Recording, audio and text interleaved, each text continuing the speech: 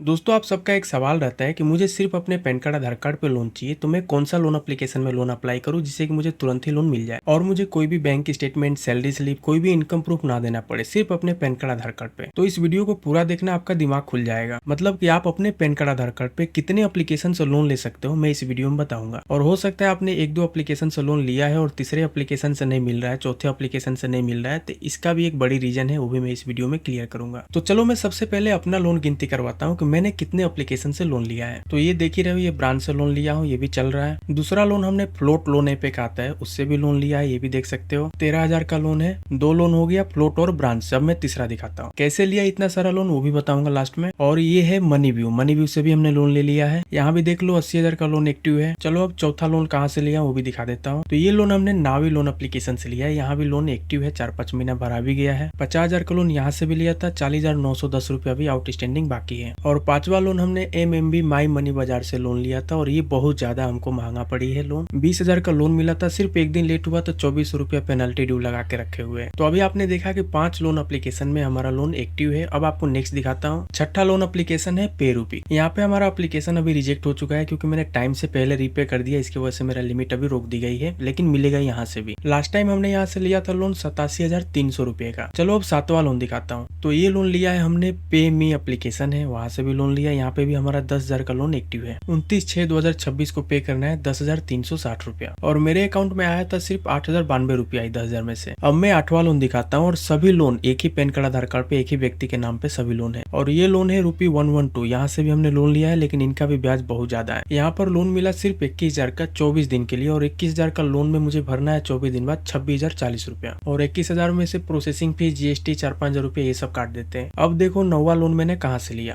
और ये सभी loan application RBI register NBFC है। तो ये लोन हमने लिया है ट्रू बैलेंस लोन एप्लीकेशन से। यहाँ भी लोन एक्टिव है और EMI चल रहा है। तो चलो अब 10वां लोन दिखाता हूँ। तो इससे ये समझ में आपको आ जाएगी कि हम मल्टीपल लोन ले सकते हैं, बस सही गाइडेंस मालूम होना चाहिए कि भाई कैसे अप्लाई करना है और कैसे लोन मिलेगा। और मुझे फाइनेंस फील्ड में 5-6 साल का एक्सपीरियंस है, इसीलिए मुझे सही तरीके से सारी चीजें पता रहता है। और आपको भी बिल्कुल सही जानकारी चाहिए तो इस चैनल को भी सब्सक्राइब कर लेना, क्योंकि मैं सभी कमेंट का रिप्लाई भी करता हूँ और आपके हिसाब से कौन सा एप्लीकेशन बेस्ट है वो मैं कमेंट में सजेस्ट भी कर देता हूँ। तो चलिए अब 10वां लोन एप्लीकेशन दिखाता हूँ। ये है रिंग लोन एप्लीकेशन, यहाँ से भी हमने लोन लिया है। स्क्रीन रिकॉर्डिंग अलाउ नहीं है, फिर भी आप लोन डिटेल देख सकते हो। 60,000 का लोन लिया था, 6,028 का EMI है। और क्रेडिट बी से भी लोन लिया था, लेकिन उसका भी टाइम से पहले रीपे किया, उसने भी अभी लिमिट ब्लॉक करके रखा है, मतलब लोन नहीं दिया अभी। और बहुत सारे लोन अभी मैं दिखाया नहीं, जैसे कि बाइक लोन है, मोबाइल लोन है, गोल्ड लोन है, ये सारी चीज अभी मैं नहीं दिखाया, सिर्फ एप्लीकेशन ही दिखाया हूँ। तो बस आपको मैं यही बताना चाह रहा था कि आपको लेने का तरीका आना चाहिए कि कैसे यहाँ से लोन मिलेगा। सही जानकारी रहेगा तो जरूर लोन मिलता है। और आपको भी अर्जेंट में लोन की जरूरत है तो अपना सिविल स्कोर कमेंट कर देना, ताकि आपके हिसाब से मैं सही एप्लीकेशन गाइड कर पाऊँ। सिविल स्कोर नहीं है फिर भी कमेंट में बताना कि मेरा सिविल स्कोर नहीं है या फिर नॉट सिविल स्कोर, और अगर सिविल स्कोर है तो कितना है वो भी कमेंट करके बताना।